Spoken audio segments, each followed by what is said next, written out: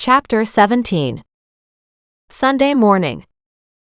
The next morning she woke up, still sleeping on the couch but feeling a whole lot better. She stretched, groaned slightly at the way her back didn't appreciate the new sleeping position, and realized it could have something to do with the weight of Goliath lying on the small of her back. She moaned, "Goliath, you need to go on a diet." A huge furry arm stretched over her shoulder, the paw coming to rest on the inside of her forearm, with the claws out to squeeze ever so gently. "Okay," she said, "maybe not a diet. Still, you are one heavy cat." He stood and shoved his face into hers. Very gently, and hanging on to his body, she twisted underneath him so the cat was now stretched out on her belly. She looked around to see Thaddeus perched on top of the couch, sleeping. Muggs, aware that she was awake, now shoved his jowls into her face, probably out of jealousy of Goliath. She chuckled. "Good morning, guys. We had an eventful night again, didn't we?" She checked the clock and saw it was already 8. Good thing she didn't really have anything to do today. She would go to Mac's mom's garden, but now Doreen hated to leave her house. She also had more research she wanted to do, and that would take a bit of time. Since it was 8, maybe she had some email responses. As she stood, she groaned. "Coffee. We'll put it on first. Then we'll have a shower." And that was what she did. When she came back downstairs 40 minutes later, dressed and her hair no longer dripping, she felt marginally better. When she checked her emails and saw a response, she felt a hell of a lot better. Instead of jumping into the message from Oceanic, she grabbed a cup of coffee first, then sat down at the table with a piece of toast. She slowly read through the email and crowed in delight. They had completed a project in the lake. They had been looking for the large mammal that everybody had spoken about, but hadn't found anything. And was she looking for something in particular? She wrote back and gave them the location she had been worried about, thanking them for any information they had. With that sent off, she finished her toast and coffee, considered contacting Mac to see if he'd gotten any more information out of her intruder. But maybe Mac had gone to bed really late after questioning her intruder. She didn't know how that worked with him. She sent him a quick text. "It's morning. Did you get any information out of my intruder last night?" Instead of texting her back, he phoned. He's still saying it's his house, and he wasn't trying to break in. "Well, it's not his house," she said heatedly. "No," he said, "but he's figuring by saying that, he'll get off without having any charges pressed." "What does he do for a living?" she asked suspiciously. "And what's his name?" "What are you gonna do with that information?" "See if he has any connection to Nan. I'm afraid somebody overheard a conversation about the antiques here." "That could be possible," he said. "His name is Brandon Byers. I believe he's a janitor at the elementary school." "Ha," she said. "I wonder if he does part-time work over at Nan's retirement home too." "I can find out," he said. "Anyway, relax, have a good morning, and if you get a chance to go to Mom's garden, go for it." "I'm just really hesitant to leave this place alone," she said. "With good reason," he said cheerfully. "But you can't be a prisoner. You need to do other things." "I know that," she said. "Even when I am at home, apparently things get me into trouble." "Exactly," he said.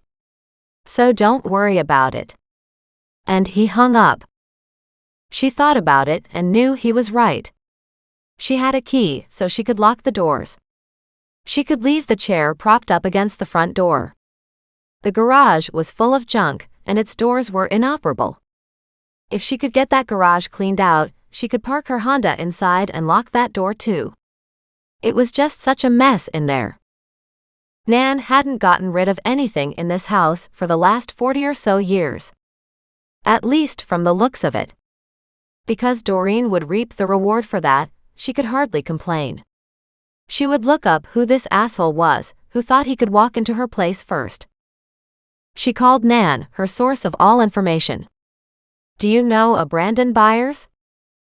Oh, the new janitor, Nan said. Yes, I absolutely do. He works here part-time. Why? He tried to break into my house last night. I think your retirement home needs to hire somebody different. I suspect he overheard our conversation about the antiques and decided to come look for himself. Nan was horrified. Oh my dear, that's terrible.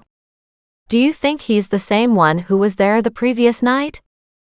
Yes, it was him both times, Doreen said, not wanting to think about the alternative.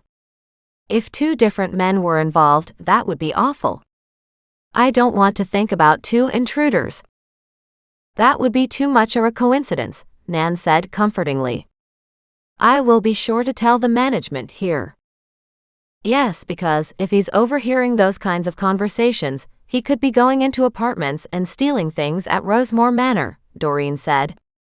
You can't trust him.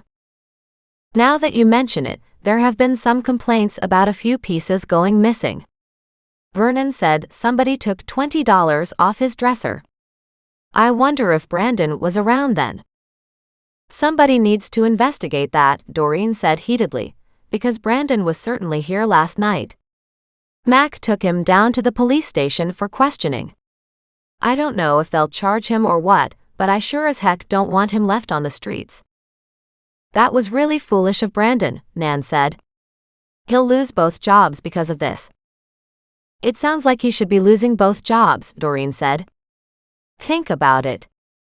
The guy is a thief. Oh, by the way, he also said he won the house in a poker game with you. At that, Nan's outrage turned into sheer anger. I would never bet the house on a game. Not even in any of our betting pools. Not when it was mine. And certainly not when it was yours. I knew that, Doreen said. I told him that too. I'm glad you did, she said. How dare he spread such horrible rumors about me? And why, she cried out. What could he possibly expect to get out of that? Access to the antiques, Doreen said. Wow, she said. So, did you ever figure out who was your caller?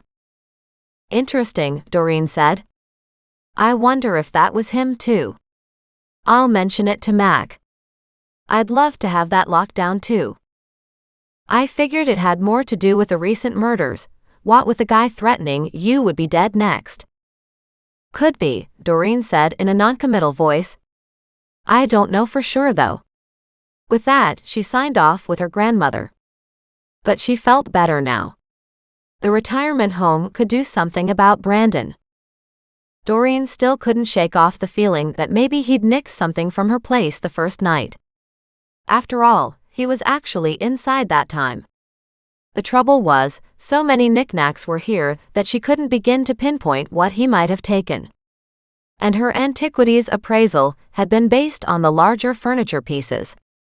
She'd taken multiple pictures herself, but so much stuff was here that she couldn't be sure.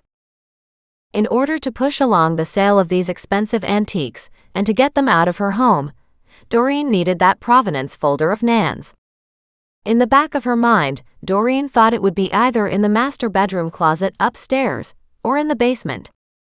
She now remembered the basement from her childhood, where Nan had kept her canning supplies for her preserves. Doreen remembered a musty smell on the furniture at the time. And how she hated going down there because of the poor lighting and the spider population. Now any antiques down there could be ruined if Nan hadn't properly protected them from the musty, damp environment. But that wasn't today's priority. She did have to get to Millicent's garden. She was probably better off doing that right now. With that thought in mind, she packed up, grabbed a pair of gloves, a water bottle, an apple, and the animals in tow. She walked the creek way around to the garden. Millicent didn't have access to the creek from the back of her yard. Doreen walked around to the front of the block. As she walked up to the front porch, she saw no sign of Millicent in the window. Doreen carried on through to the back, hoping at least Mac had told his mom that Doreen would be coming today. As she stopped at the backyard gardens, she smiled to see how much work they'd done. The begonias had been transplanted. The daisies had been transplanted. The irrigation was being installed, with some of the digging in progress. Lots of weeding was also in progress, and the shrubs still needed some pruning. She got to work. She was sticking to 2 hours every week and just keeping up with what was absolutely necessary. And then, as more was required, Mac would give her a hand to cut back on some of the heavier physical work. It wasn't that she cared about that. She was more than happy to have the hours and to do the work. But some of it was too heavy for her to do alone. She lost herself in her work, only coming up for air when her watch told her that 2 hours was up. She was happy with the amount of weeding she'd accomplished, but still so much was left to do. She should, by rights, be working 4 hours a week here. But she knew money was tight for them to pay somebody too. She collected her animals, who had done nothing but sniff and wander around the garden enjoying themselves, and started back to her place. She went along the creek again, absolutely loving the pathway, focusing on that, easily ignoring things swept downriver that she'd found. That was good, because the last thing she wanted to do was find more ugly things in the water. It would just spoil the creek for her. Having found a dismembered arm had been a huge shock. But she was quite happy in that she and Mac had found the rest of that body too, and the poor woman could be put to rest, all the pieces of her in the same place. Leaving the creek at the pathway to the cul-de-sac, Doreen sauntered back home. As she walked past Ella's empty house, the neighbor who had accused Doreen of interfering in all kinds of stuff. But with Ella now facing a trial for murdering her brother, Doreen figured Ella's house would be for sale soon. As she walked closer to her place, the old neighbor on the other side of her stepped out to grab the newspaper. He looked at her and frowned. She looked at him and smiled. "Good morning." "What's good about it?" he asked. "Well, the cul-de-sac isn't clogged with reporters," she said cheerfully. "That's something good." He glared at her. "They wouldn't have been here in the first place if you hadn't moved into the neighborhood." He turned to walk back inside. "Have a nice day," she called out as his door slammed. She chuckled. "Life is too short to get mad about something like that," she said to the animals. She turned to make sure Goliath, ever the straggler, was still with her. But he appeared to be wandering through the garden bed. She wondered about getting a harness for him too, but figured that would lead to nothing but a huge fight. But it might be entertaining. "Come on, Goliath. If you don't come now, I'll start researching harnesses for cats. And then you and Muggs can walk together." As if he understood, Goliath screeched past her and raced across the lawn to the front porch, where he hopped onto the railing and stared out with a sense of disdain. She just grinned. "Perfect timing and a perfect place to come home to," she announced as they walked up. "It's lunchtime. Now, do we have anything left to eat in the house?"